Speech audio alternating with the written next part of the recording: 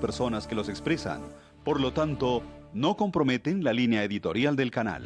Teleamiga Internacional, transformando vidas.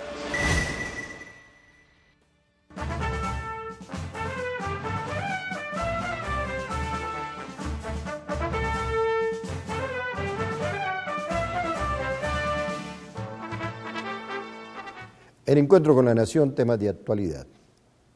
La política, la justicia, la economía, el deporte y todo lo que tiene que ver con las relaciones internacionales, pues son temas que hay que tocarlos, hay que analizarlos. Por eso este programa. Y una buena noticia para los colombianos es el famoso pasaporte, ese pasaporte que le va a permitir a los colombianos a ingresar sin ningún problema a 26 de los 28 países de la Unión Europea, la visa Schengen. Pues bien, hay que hacer un reconocimiento en su momento al entonces ministro plenipotenciario de Colombia ante la Unión Europea, Saulo Arboleda Gómez, quien comenzó este proceso. Pero hubo una persona que jugó un papel fundamental, el jurista español Fernando Cardesa García, como jefe de la misión europea para esta parte del continente. Se la jugó por esta visa y prometió hace un lustro que la visa saldría adelante. Para él, muchas gracias a nombre de todo el pueblo colombiano, el jurista Fernando Cardesa García. Y en temas de los poderes, mire lo que se está presentando. El equilibrio de poderes va a ser demandado por el fiscal general de la Nación, Eduardo Montealegre, y hay muchos argumentos, muchas causales por vicios de procedimiento. En primer lugar, fue un proyecto concebido para acabar la reelección presidencial, aspecto netamente político. De ahí desembocó a una reforma a la justicia, lo cual para los expertos pues viola el principio de unidad de materia. El otro tema, rompe el equilibrio de poderes, más poder que el que tiene la justicia. Ese libro de Augusto José Ibáñez Guzmán lo dice todo. Este será el siglo, dice él, de nosotros los jueces, de nosotros los magistrados. Mucho poder tiene la justicia. Aquí ni siquiera hay segunda instancia y por eso todos los casos los pierde Colombia, porque no hay segunda instancia. Son los amos y señores del país. Y en cuarto lugar, un tema que es discriminatorio, con el cual no estoy de acuerdo, que un ex magistrado no puede litigar, lo cual atenta contra el derecho al trabajo. Para analizar estos temas, dos juristas, dos catedráticos, dos escritores. Nuestro invitado del día de hoy, el profesor y jurista Raimundo Mendoza Arouni, caribeño él, y aquí a mi lado, al otro lado, el profesor y jurista Horacio Gómez Aristizábal. Él, más pijao, con tendencia a ser pijao que cualquier otra cosa, pero bueno, Caribe y pijao finalmente es lo mismo. Doctor Horacio, esto se pone como color de hormiga. Bueno, sí, de todas maneras hay que empezar por destacar que el equilibrio de poderes expulsa unos procedimientos absolutamente inaceptables, como era, por ejemplo, el referente al nepotismo, o sea, que los magistrados de las altas cortes no solamente tenían esas posiciones ellos, sino que metían a la familia en cargos de mucha importancia, quitándole la oportunidad a personas que no tenían esos nexos con los altos dignatarios de la cúspide de lo más alto de la justicia. De otro lado, también acaba con la famosa comisión llamada de absoluciones, que nunca tramitó una sola queja o una sola denuncia contra los magistrados. Se presentaron más de 3.000 demandas y nunca las tramitaron, porque se volvieron personas intocables, personas que no estaban sometidas a algún reclamo de tipo disciplinario, y eso desde luego era enervante, porque en ningún país del mundo puede haber personas intocables frente al tema de la delincuencia o frente al tema de la violación de principios éticos o morales. Y también tuvo otro gran logro, y fue el evitar que las altas cortes siguieran nominando funcionarios para los altos cargos, como el de fiscal, como el de procurador o contralor. Eso se volvió un problema porque todos recordamos cómo para elegir a un magistrado del Consejo de Estado duraban un año o año y medio debatiendo y discutiendo porque necesitaban una mayoría calificada, o sea, las 2/3 partes, y mientras tanto los negocios se acumulaban y se arrumaban en los despachos judiciales y que fueran evacuados. Pero desde luego, como este es un país de pleitómanos y de gente muy amiga de cuestionar y de hacer reclamos y de que se presente ante los estrados judiciales, ya el fiscal ha anunciado una demanda alegando muchas causales. Una son vicios de procedimiento, diciendo que se violaron varias normas fundamentales, como es el caso de una norma constitucional que habla de la continuidad o consecutividad o uniformidad en los temas que son motivo de una reforma desde su inicio. Y en su inicio se trató de una reforma al Poder Ejecutivo en el sentido de que no se podía reelegir al presidente, o sea, era un tema político. Y después involucraron o sumaron el tema de la justicia. Dicen que ese tema es extraño y que desde luego eso amerita un posible desplome de esa reforma del equilibrio de poderes. Hablan de otros hechos importantes, como es el caso de lo que llaman las normas pétreas o la estructura, que una reforma constitucional no puede atentar contra lo que es esencial en una constitución, como es su estructura, que es un equilibrio de poderes, que más o menos el legislativo, el ejecutivo y el judicial tengan unas cuotas de poder más o menos equivalentes y que no una de las ramas tenga ventaja sobre la otra. Eso quiere decir pues de que no se puede romper la estructura o la esencia de esa Constitución, y que esta reforma, al arrebatarle una cantidad de atribuciones a la Corte Constitucional y monopolizarlas el presidente, le da prepotencia al Ejecutivo y desequilibra y crea una situación de desbalance en contra del Poder Judicial, y que eso es de fondo, porque se trata de la estructura en la organización fundamental de un país y que puede ameritarse un desplome. Doctor Raimundo Mendoza Arouni, si la justicia no funciona, entonces ¿cuándo la vamos a reestructurar? ¿Cuándo la vamos a hacer más viable? Porque la justicia lleva gran parte del presupuesto nacional y uno no ve resultados. Entonces, ¿son intocables? Sí, es un viejo decir popular el de que la justicia cojea pero no llega. Y es un sentimiento del común, la pretensión de que por los mecanismos que permite la Constitución política se hiciera una reforma de fondo sobre el sistema judicial colombiano. Hay varias cosas para decir, que por ejemplo los jueces colombianos son el resultado de unas componendas, de unos procedimientos que no garantizan la idoneidad intelectual y moral de esas personas. Yo pienso que nuestros jueces son meritorios, que tienen conciencia de la responsabilidad que asumen cuando son depositarios de la toga, que los diferentes procedimientos que se han venido cambiando con el ánimo de acelerar el manejo de los procesos, de facilitar el acceso a la baranda judicial, etcétera, son válidos, pero tenemos un problema de superestructura. La superestructura de la justicia en Colombia no ha podido ser accedida como lo pretende la Constitución por personas que no tienen los méritos de participar en el quehacer de la política, en el manejo de los clubes, en los altos menesteres del sistema económico nacional. Eso dificulta en un momento determinado el flujo del pensamiento constitucional en materia de justicia. La justicia no está poniendo en cabeza del quehacer, del fallo y de la sentencia los principios que consigna la Constitución.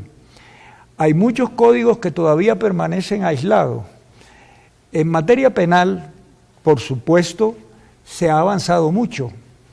Dos regulaciones casi consecutivas han adoptado un sistema que va en contravía de la tradición del juez penal colombiano, del conocimiento del delito con las estructuras que tenemos.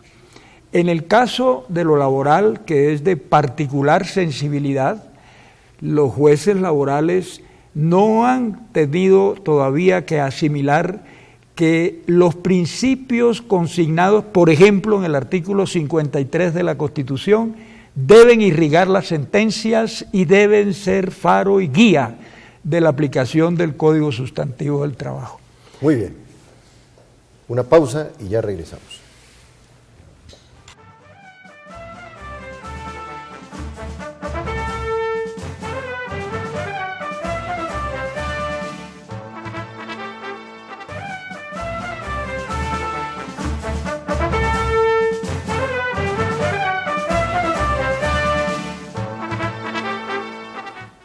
Mucho se habla de la memoria histórica.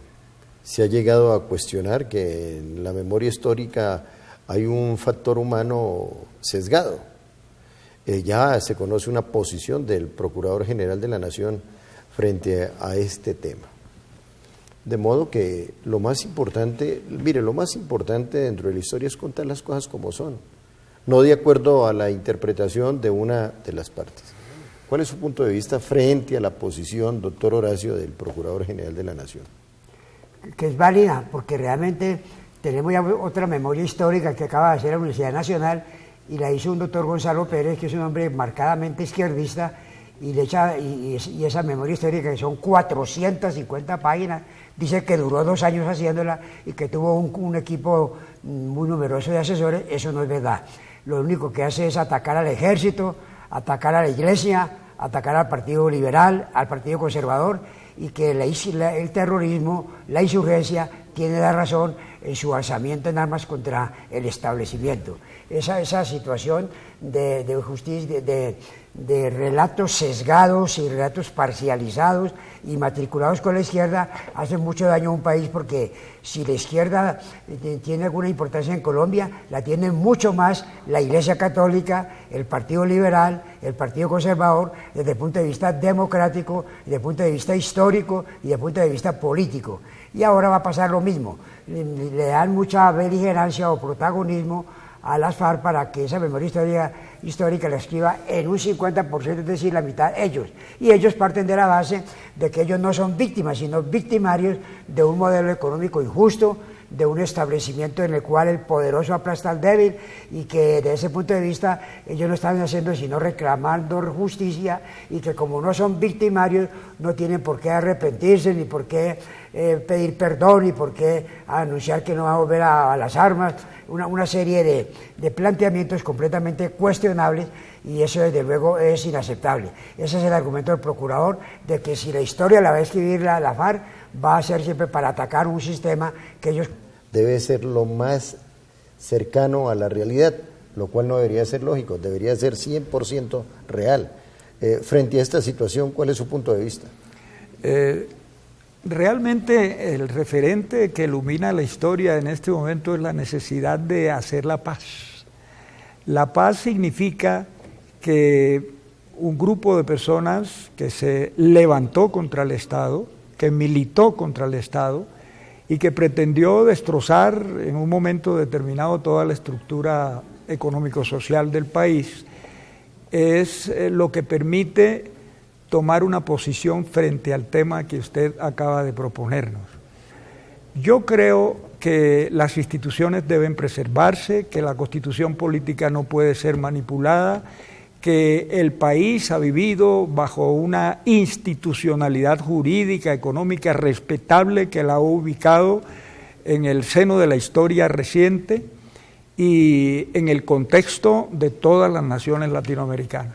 La paz es una necesidad. Esa necesidad no puede vulnerar los principios esenciales a los cuales se refirió el expositor que me antecedió en la palabra. Yo creo que la paz es un escenario para permitir que estas personas que militaron en la insurgencia o adoptaron el título de insurgentes no pueden entrar a descalificar la estructura del Estado. Sí, sin embargo, en la medida en que tengan racionalidad económica, social y política, pueden llegarse a acuerdos que permiten la convivencia. Muy bien, puntos de vista, ya regresamos. Internacional.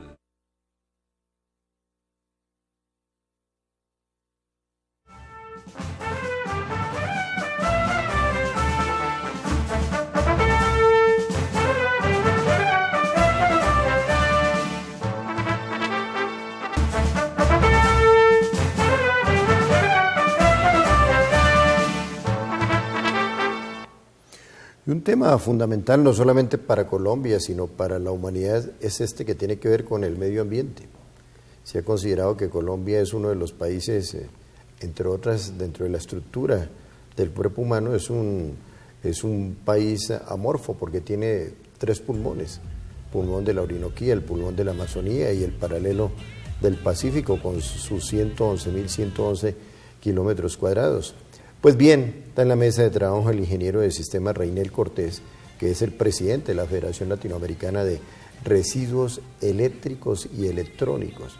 Oiga, esto bien canalizado debe ser un muy buen negocio no solamente desde el punto de vista económico, sino muy buen negocio, si así pues se puede determinar, para la humanidad, porque es saber canalizar un recurso y fuera de eso procesarlo, manufacturarlo, para que no cause tanto estrago. Claro que sí. Primero que todo, muy buenas tardes. Tardes, noches, días aquí. No solo es un buen negocio, es el negocio de ahora y del futuro. ¿Por qué razón, doctor Gerney? Primero que todo, por un lado, se está sacando del medio ambiente una basura que le va a hacer un daño bastante grande, no solo al que la genera, sino a toda la humanidad. ¿Por qué razón? Los aparatos eléctricos y electrónicos en sus componentes altamente tóxicos y venenosos. Tomemos como ejemplo la batería de un celular o el celular como tal. Un celular tiene entre 500 y 1000 compuestos altísimamente tóxicos. ¿Qué significa eso? Que cuando una batería se descompone, puede llegar a contaminar una sola batería hasta 60.000 litros de agua potable. Si esa misma batería la lanzamos a la tierra fértil, va a contaminar más de 10 metros cúbicos de tierra. Entonces ahí comienza el negocio. Ya el negocio económico tiene que ver con la recuperación de los materiales que esos mismos equipos eléctricos y electrónicos generan: hierro, cobre, níquel, acero. ¿A dónde se deben almacenar? Bueno, la Federación Latinoamericana de Residuos de Aparatos Eléctricos y Electrónicos ha comenzado una campaña en la ciudad de Villavicencio para el Meta, igualmente contando con el concurso de la Secretaría del Medio Ambiente, con la Policía Nacional, los bomberos voluntarios, la Defensa Civil. Ya hemos comenzado a recolectar ese RAE, porque así se denomina, residuo de aparato eléctrico y electrónico, esas son las siglas, RAEE. ¿Por qué razón? Porque los caños y los ríos en Villavicencio están siendo acabados sistemáticamente por todo tipo de basuras. Hablábamos eso con la doctora Lina Carolina Díaz, y este hecho es altamente preocupante. Estos elementos están siendo recogidos no solo por la Federación, sino que estamos agrupando a personas del SENA, a personas de las universidades, estamos yendo a la academia, a la parte institucional, y hemos tenido una buena resonancia. ¿Por qué Villavicencio? Porque es la puerta de entrada a la masa vegetal y al aire de Colombia y del mundo, que son las selvas colombianas. Mire, hay países, vamos a quedar aquí en el entorno cercano de Colombia, los países de la Comunidad Andina de Naciones, Chile, Perú, Ecuador, Bolivia, Venezuela y Brasil. Entonces ya traspaso a lo que es el Pacto Amazónico. Colocaría aquí 2 países que son líderes en este tema, como el caso de Surinam y Guyana, donde se habla de la figura de los SWATs del medio ambiente. Esos SWATs del medio ambiente para estos países ha significado reducir una negociación y reducir la deuda externa. ¿Por qué en Colombia de esto poco se habla? A ver, es muy sencillo. Tan solo hasta el 19 de julio del año 2013, el Congreso de la República de Colombia tomó en serio este tema que Suiza como tal, el EMPA de Suiza, ya con 20 años de trayectoria venía advirtiéndole a toda América Latina que íbamos a acabar con las selvas colombianas, con los ríos, con la masa de agua, y no se le puso cuidado, y es más, inclusive todavía no se le pone cuidado. Ya hay una ley, la ley 1672 emanada del Congreso de la República de Colombia, es muy claro: el que produce, el que importa o exporta, el que comercializa y el que utilice cualquier tipo de elemento eléctrico y electrónico debe estar dentro de ese proceso de capacitación y de inducción, porque Colombia está en pañales respecto a este tema. Pero le hago una pregunta: ¿esos residuos electrónicos se entierran, se van a quemar, incinerar? ¿Qué va a pasar con eso? No. Primero que todo, no se deben enterrar porque son altamente venenosos. Segundo, al quemarlos despiden gases y se van a hacer el ciclo del agua y del aire y hacen el traspaso de nube y vuelve a caernos en forma de lluvia. Se deben descomponer, se deben separar y se deben industrializar realmente. Muy bien, tema que vamos a seguir ventilando aquí porque es importantísimo, no solamente para Colombia, que tiene 3 pulmones, el paralelo del Pacífico, el de la Orinoquía y la Amazonía, sino que es básico, esencial para el futuro de la humanidad. Que Dios les bendiga.